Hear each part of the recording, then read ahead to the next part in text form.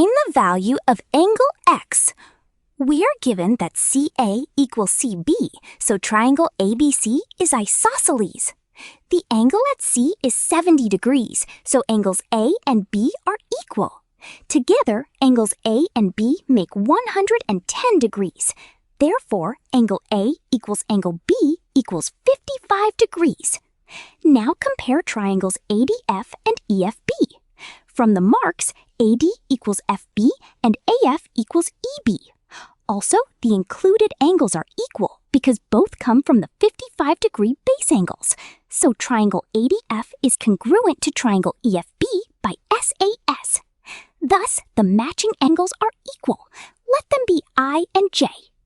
In triangle EFB, the angles are I, J, and 55 degrees, so I plus J equals 125 degrees.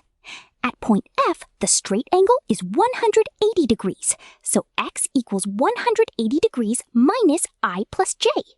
That is 180 degrees minus 125 degrees. Therefore, x equals 55 degrees.